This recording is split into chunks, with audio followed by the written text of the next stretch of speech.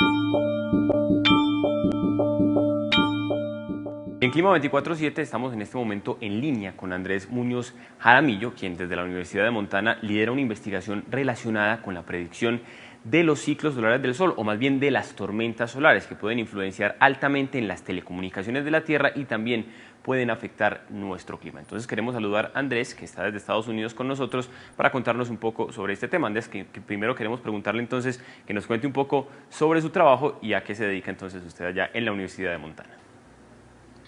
Bueno, pues en general yo creo que la mayor parte de las personas que nos están viendo han escuchado hablar de las tormentas solares. Lo que yo hago es tratar de entender cómo las temporadas que hacen que las tormentas solares ocurran con mayor o menor frecuencia en el Sol. Y llegué a estudiar esto, pues fue una serie de casualidades, ¿no? Yo nunca me imaginé que iba a terminar estudiando esto, pero cuando entré a la universidad y empecé a estudiar física y tuve la oportunidad de tomar una clase del Sol que era como una electiva y quedé fascinado con todo el cuento y por ahí me fui encarrilando y ya, ahora aquí estoy. Bueno, Andrés, entremos en materia y cuéntenos entonces cómo ese campo magnético que tiene el Sol podría influenciar el campo magnético de la Tierra y cómo a través de la investigación que ustedes están realizando se podrían predecir esas tormentas solares que son las que más nos afectan. Bueno, pues lo que uno escucha de lo que pasa en el Sol está relacionado con el campo magnético del Sol. O sea, el Sol tiene un campo magnético al igual que el de la Tierra, pero la diferencia entre el campo magnético del Sol y el campo de la Tierra es que el campo magnético del Sol es súper dinámico. Entonces, a pesar de que el campo magnético de la Tierra cambia en periodos de miles de años, en el Sol uno ve que el campo magnético se está renovando continuamente y el periodo es muy rápido. O sea, en un periodo de 10 años el campo magnético se ha renovado completamente.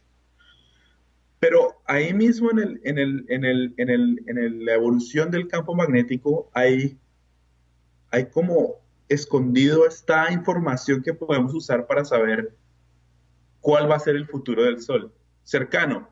No se puede ir muy lejos porque todo esto de las predicciones siempre es un esfuerzo tentativo, ¿no? Uno pone como unos límites a cuál va a ser lo más probable de lo que va a ocurrir. Entonces yo lo que estudio es eso, cómo evoluciona el campo magnético del Sol dentro del Sol, cómo se conecta lo que uno ve en la superficie del Sol con el interior que no podemos ver y cómo podemos hacer para combinar toda esa información para tratar de saber cuál va a ser el futuro del Sol en los próximos años. Y eso se traduce a una frecuencia, con qué tanta frecuencia vamos a tener tormentas y cuánto van a durar los periodos de lluvias o los periodos de calma, los veranos y los inviernos del Sol. Bueno, Andrés, cuéntenos entonces qué instrumentos utilizan ustedes para obtener los datos de esta investigación, para que ustedes puedan obtener entonces esas conclusiones. ¿Cómo obtienen esa información que les puede brindar el Sol? No, lo que yo te digo es, nosotros tenemos muy buenas observaciones del Sol. O sea, de todos los objetos astrofísicos que hay, ¿sí? Fuera de la Tierra, es el objeto del que mejor tenemos observaciones. Tenemos observaciones del campo magnético, de la atmósfera del Sol a diferentes temperaturas, con un detalle, un nivel de detalle y un nivel de frecuencia increíble. Cada 10 segundos tenemos una imagen. Entonces, toda esa información nosotros la compilamos y la analizamos y todo eso es lo que nos ayuda pues en este esfuerzo, ¿no? Bueno, hablemos ahora entonces, Andrés, de los ciclos solares. Los ciclos solares, según hemos sabido, tienen una duración aproximada de 11 años. Hablemos entonces en qué momento del ciclo nos encontramos y si ustedes han detectado algo inusual en él. Bueno, pues en este momento estamos en lo que equivaldría al invierno del sol. O sea, esta es la temporada de lluvias. Esto es donde tenemos la mayor cantidad de tormentas en este ciclo, pues, como en las estaciones del sol, esta es la temporada de tormentas. Pero no todas las temporadas de tormentas son iguales. Igual que en Colombia, no todas las temporadas de lluvia son iguales. Hay temporadas de lluvias que son, los inviernos últimamente han estado súper fuertes, llueve hartísimo, tenemos inundaciones, todo eso, ¿no?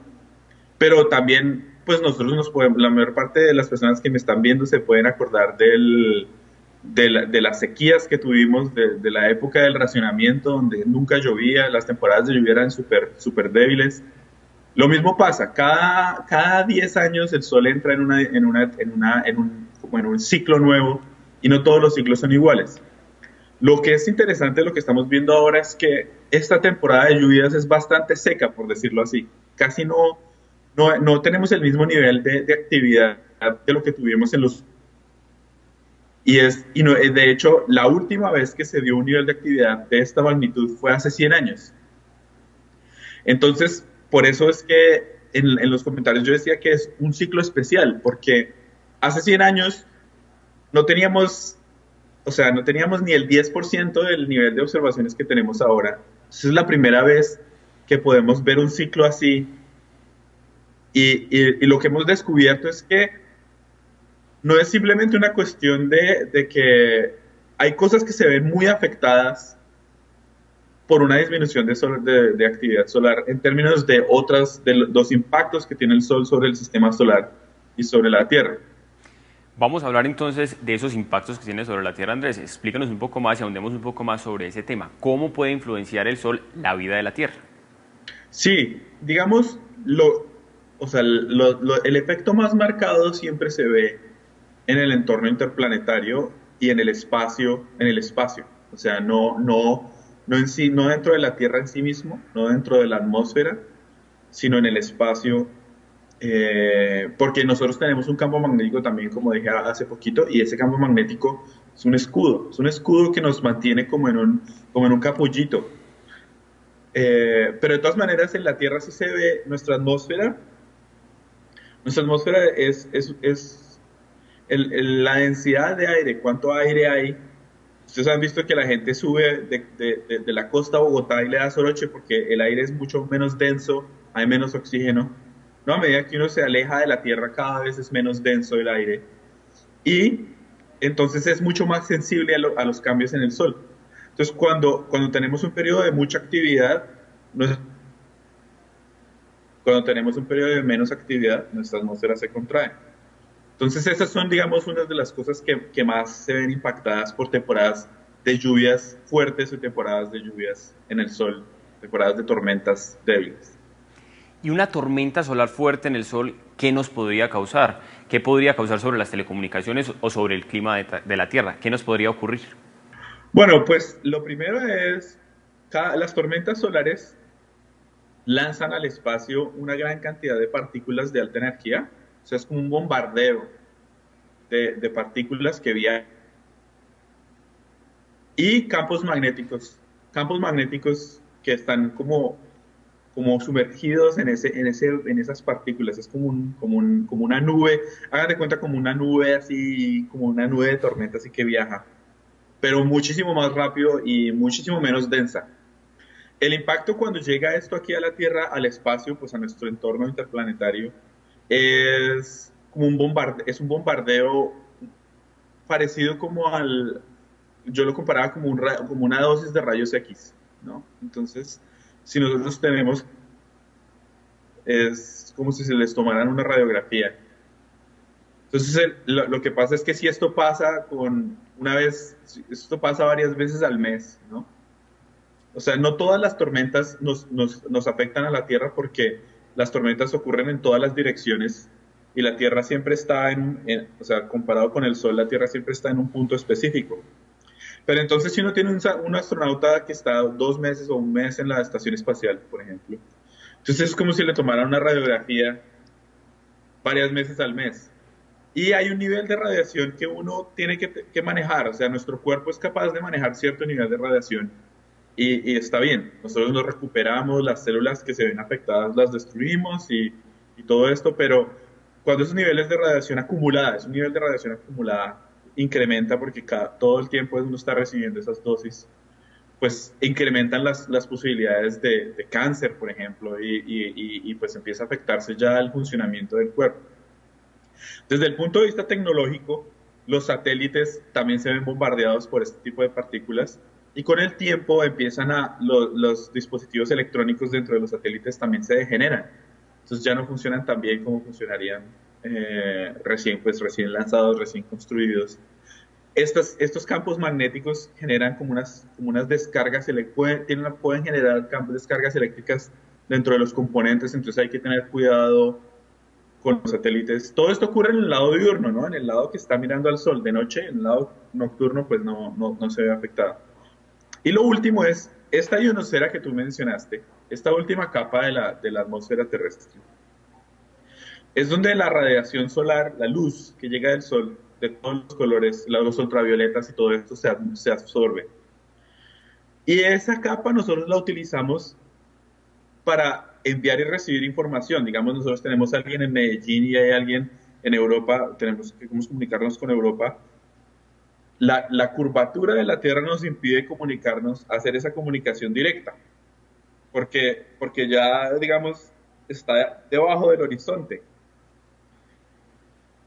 Enviamos la señal a la atmósfera terrestre, que actúa como un espejo, y nos saltamos la curvatura. Esa es la mayor parte de las comunicaciones de larga distancia, nuestras son de esa manera. Esa capa de la atmósfera es sensible a todo este tipo de actividad, entonces se puede afectar, se puede contraer, se puede volver complicada, pueden cambiar sus propiedades.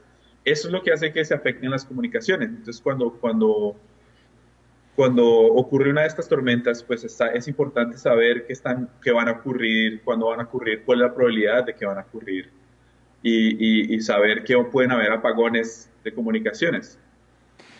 Entonces, ya sabiendo qué podría pasarnos con una tormenta solar fuerte, Andrés, hablemos entonces ustedes en qué se encuentran en su investigación, si ya han logrado predecir algunas de estas tormentas solares y en qué se encuentran entonces todas las conclusiones que han adelantado. Bueno, yo todavía no estoy en este momento, esto es como una especie de rompecabezas y hay que combinar diferentes elementos, hay que tener hay mejores datos, hay que coger esos datos y analizarlos y como prepararlos. Hay que tener modelos de cómo funciona el sol con mejores capacidades y hay que diseñar maneras de coger los datos e introducirlos en el modelo. Y eso es todo lo que estoy haciendo en este momento, o sea que todavía no tengo una predicción funcional, digamos, eso es lo que yo tengo, mi objetivo es tenerla este año, ya poder decirle a la gente qué es lo que va a pasar con muchísima mayor certeza. Pero, pues, como yo he estado mirando los ciclos solares y analizándolos ya durante varios años, tengo como una intuición al respecto, que no es para nada precisa, pero pues digamos sigue como el curso normal de las cosas. Por ejemplo, sería el equivalente a decir, bueno, nosotros, o sea, saber que la temporada de lluvias se acaba, dura más o menos esto en Colombia, ¿no? 2 meses, 3 meses, y que después viene una temporada de calma del verano, nuestro verano, ¿no? De tanto tiempo. Algo así más o menos puedo saber, y lo que sí sabemos es, en este momento, la actividad solar está en su pico. O sea que de aquí en adelante va a haber una disminución de actividad. O sea, a medida que entramos en el equivalente al verano solar, en el que casi no hay tormentas. Y eso va a tomar varios años, por lo menos unos 5 años. Entonces, de aquí a 5 años lo que vamos a ver es una disminución de la actividad solar en promedio de la cantidad de tormentas que tenemos y eso. Lo interesante es que las tormentas más brutales pueden ocurrir en cualquier momento. Son dificilísimas de predecir. Eso es algo que es como si los huracanes más fuertes pudieran ocurrir en cualquier momento del año y uno no sabe bien cuándo van a ocurrir. Entonces, pues nada, toca estar como pendientes y seguir el transcurso de las cosas. Bueno, Andrés, muy completa toda la información. Queremos terminar con una pregunta, pero ya agradecerle entonces su presencia en Clima 24/7. Por último, pues queremos preguntarle para usted, ¿qué significa el Sol? ¿Qué significa ese objeto al que usted todo el tiempo está estudiando? No, pues el sol para mí es un objeto fascinante, es como como una cosa de magia, es tan diferente a la Tierra y me parece tan interesante que es no sé, es parte de mi vida, es como, mi goma, es algo que me parece interesantísimo entender y me considero muy afortunado de que esa goma también es mi trabajo.